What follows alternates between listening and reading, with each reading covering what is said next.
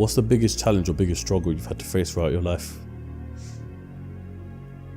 Like I said, believing that you can. Well, you're saying that's a struggle. And a yeah, challenge. I mean, yeah, it's a daily struggle. It's because there's levels to the game. Like there's levels to the game. Perfect, we're in a suite, but there's a penthouse upstairs. Yeah, goddamn, make me feel broke one time on a podcast. I mean, think about it. Like the penthouse upstairs, this hotel's probably $8,000 a night. Yeah, somebody's staying there. Yeah, facts. Bro, do you think it's empty? No, it's not empty. If it was empty, it wouldn't exist. So somebody can afford it. Somebody has the mindset that, oh, it's rich, it's daddy's money. No, that's cope. There's you look at the royal family here. Last 100 years, they built Dubai. They built the Emirates from the ground up. Yeah. From the ground up. Like, it's not a joke. So these dudes that are absolutely rolling in money, oil money, people are like, oh yeah, oil money, as if it was easy to extract oil from the ground and sell it across the world as if it was some sort of monopoly game. Yeah. Dumb idiots that actually have these comments that haven't actually provided any value to the world. You get paid in proportion to the value and the difficulty of the problems that you solve. Yeah. So you guys provided massive value. They were able to stabilize the dollar, create the petrodollar with the US government. They got rich in the process. Somebody's paying for the $8,000 penthouse up top. Yeah. What's the mindset?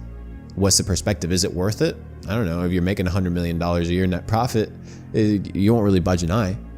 So it's the belief of how to get to the next level in the game, how to get to the next level in your health, how to get to the next level in your relationships, how to get to the next level as an owner of a business, how to make more money, all these things. You know, you make $1 million a year.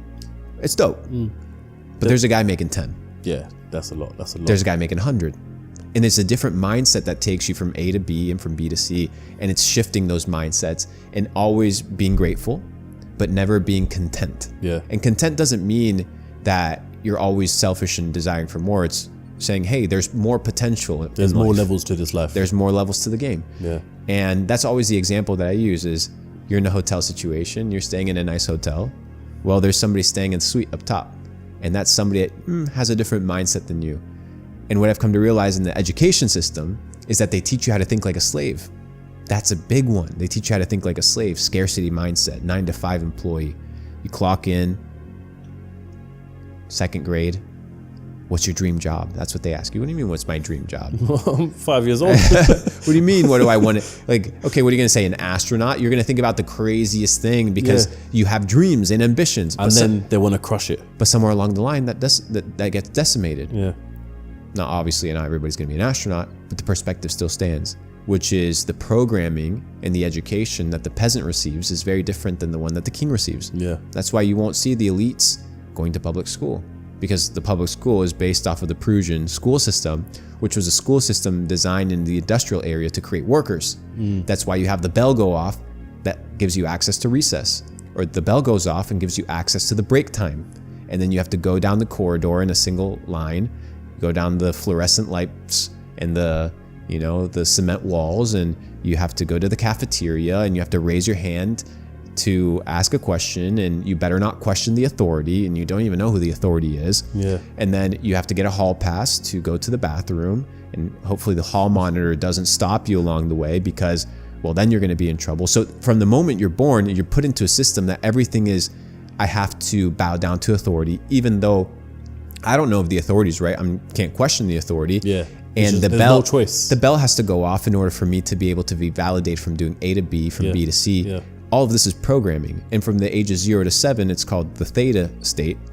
And it's the years of programming. That's when they want to get you, because that's going to determine a lot of how you're going to live the rest of your life. So it's all this deep programming that people need to start being aware of and snapping out of this and glitching out of the matrix. You haven't got kids, have you? No.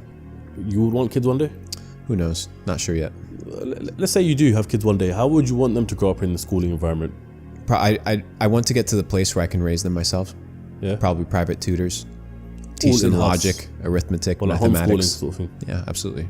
The same way that a king would raise a prince. Bring private tutors. You look at Alexander the Great. He was raised and tutored by Aristotle. Yeah, yeah. By one of the greatest teachers of all time that is still teaching and educating all of us through his literature. But he was in direct connection with Alexander the Great, and Alexander the Great became the greatest conqueror of all time. By the age of 30, he had conquered the entire known world. In fact, he cried because there was nothing left to conquer. Yeah. That's a mindset. That's a mindset you need and want. I'm going to go back to the point where you said about, how you talked about the Dubai royal family once they found oil and everyone's talking about oil money. There's one thing that people forget and fail to mention, which is the fact that you can give anyone money. Anyone can find and discover billions of dollars, right? But it's what you do with it. And the Dubai royal family, they had vision. They created Dubai as we know it, and they brought in a whole lot of more money. So it always goes down to, as we're talking about perspective and vision, where do you vision? Understanding that there's levels to the game. Understanding that there's more to life than what you've just currently found or discovered. And utilizing what it is you found or discovered to unlock more. Which is why I rate Dubai as a city, because they've utilized what they had, what they found, what they discovered, and are taking it this far right now. Dubai is one of the meccas of opportunity. I said this to you before. I mean, it's one of these places where you come and you realize the capabilities and the human potential. They're making man-made islands in the shape of a palm that you can see from space. That's not a joke. That's human engineering. That's vision. It's a big deal. That's when I tell people, hey, I've been able to make millions of dollars in a day. Obviously not every single day, but there's days where cash out of a company, sell some equity, make $5 million. They're pulling out billions of dollars, extracting billions of dollars of oil out of the ground every single day. There's levels to the game. And once you understand the levels by exposing yourself, traveling, getting involved with network situations, you begin to see how big the world is and how big human potential actually is and how far it can actually take you. It's pretty amazing. For the people watching this right now, to kind of wrap up the podcast, what would you advise them and what would the message be to them? If you had to speak across the camera and you're talking to 10 years younger Luke Belmer, what would you say to him?